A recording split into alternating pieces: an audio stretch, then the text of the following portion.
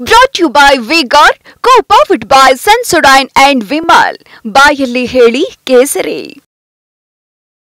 Sir, ಇವಾಗ ಸಿಕ್ಕಿರುವಂಥ ವಿಡಿಯೋಗಳಿದ್ದಾವೆ, ಅವೆಲ್ಲ mark ವಿಡಿಯೋಗಳು, ಎಡಿಟೆಡ್ ವಿಡಿಯೋಗಳು ಅನ್ನೋಂಥ ಮಾತನ್ನ ಹೇಳ್ತಾರೆ. ಸೊ ಹಾಗಾಗಿ ಅಂತ ತಜ್ಞರು ಕರೆಸಿ ನಾವು ನೋಡ್ತೀವಿ ನಕಲಿ ಇದೆ ಅಂತ.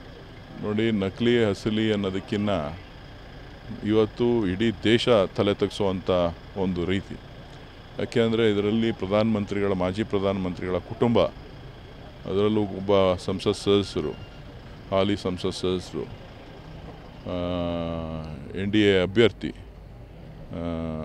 ಅವರು ಇವತ್ತು ಈ ರೀತಿಯಾಗಿ ನಡ್ಕೊಂಡಿರುವಂಥದ್ದನ್ನು ಬಹಿರಂಗವಾಗಿ ಮಹಿಳೆಯರು ಬಂದು ದೂರನ್ನು ದಾಖಲೆ ಮಾಡಿದ್ದಾರೆ.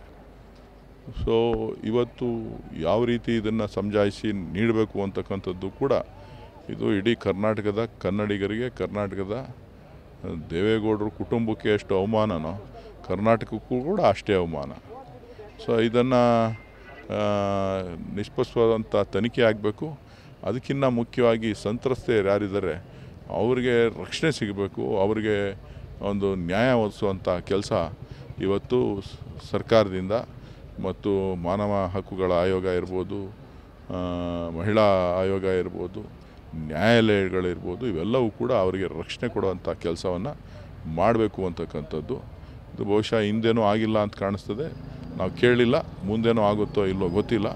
ಇಂಥ ಒಂದು ವಿಚಾರಗಳನ್ನು ಎಲ್ಲರೂ ಕೂಡ ಖಂಡನೆ ಮಾಡಬೇಕಾಗ್ತದೆ. ಇದನ್ನು ಎಲ್ಲರೂ ಕೂಡ ಭಾಳ ಎಚ್ಚರಿಕೆ ಅಂತಕ್ಕಂಥದ್ದನ್ನು ಹೇಳಲಿಕ್ಕೆ ಬಯಸ್ತೇನೆ. ಸರ್, ಹಿಂದಿ ಬೆಲ್ಟ್ ರಾಜ್ಯಗಳಲ್ಲೂ ಕೂಡ ಇಡೀ ದೇಶದಲ್ಲಿ ಇವಾಗ ಚರ್ಚೆ ಆಗ್ತಿರೋದು ಕರ್ನಾಟಕದ ಬಗ್ಗೆ ಅಂತಂದರೆ ಇದೇ ಒಂದು ವಿಚಾರ. ನೋಡಿ, ಪ್ರಧಾನಮಂತ್ರಿಗಳ ಫೋಟೋವನ್ನು ಕೂಡ ಟ್ಯಾಗ್ ಮಾಡಿ ಅದನ್ನು ಅಲ್ಲ, ಇದು ಬೇರೆ ವ್ಯಕ್ತಿಗಳ ಸಂಬಂಧ ಅಲ್ಲ. ಇದು ಒಂದು NDA ಅಭ್ಯರ್ಥಿ, ಮಾಜಿ ಪ್ರಧಾನಮಂತ್ರಿಗಳ ಕುಟುಂಬದವರು.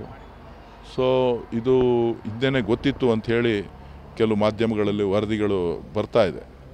ವರದಿಗಳು ಬಂದಿದ್ರೂ ಕೂಡ ಇದೆಲ್ಲ ಮನೆ ಕುಟುಂಬದಲ್ಲಿ ಗೊತ್ತಿದ್ರೂ ಕೂಡ ಈ ರೀತಿಯಾಗಿ ಮುಚ್ಚಾಕುವಂಥ ಪ್ರಯತ್ನಗಳು, ಬೆದರಿಕೆ ಆಗ್ತಕ್ಕಂಥದ್ದು ಇವೆಲ್ಲ ನಡೀತಾ ಇರೋದ್ರಿಂದ ಅದಕ್ಕೋಸ್ಕರನೇ ಹೇಳಿದ್ದು, ವಿಶೇಷವಾಗಿ ಆ ನೊಂದಂಥ ಸಂತ್ರಸ್ತೆಯರಿಗೆ, ಕುಟುಂಬಗಳಿಗೆ, ಅವ್ರ ಕುಟುಂಬಕ್ಕೆ ರಕ್ಷಣೆ ಸಿಗಬೇಕು, ಜೊತೆಗೆ ಅವರಿಗೆ ನ್ಯಾಯ ಕೂಡ ಸಿಗಬೇಕಾಗ್ತದೆ.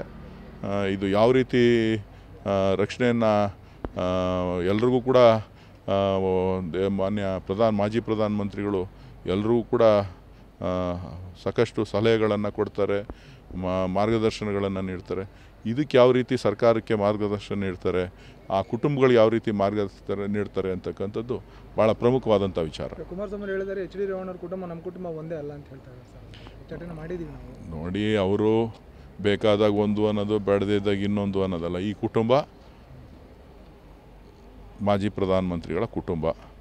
ಆ ಕುಟುಂಬಕ್ಕೆ ಅನ್ಯಾಯ ಆಗಿರುವಂಥದ್ದು, ಆ ಕುಟುಂಬದ ಮುಖಾಂತರ ಅನ್ಯಾಯ ಆಗಿರುವಂಥದ್ದು. ಅವರು NDA ಅಭ್ಯರ್ಥಿ. ಇದಕ್ಕೆ ಪ್ರಧಾನಮಂತ್ರಿಗಳು ಕೂಡ ತಮ್ಮ ಹೇಳಿಕೆಯನ್ನು ಬಿಡುಗಡೆ ಮಾಡಬೇಕು.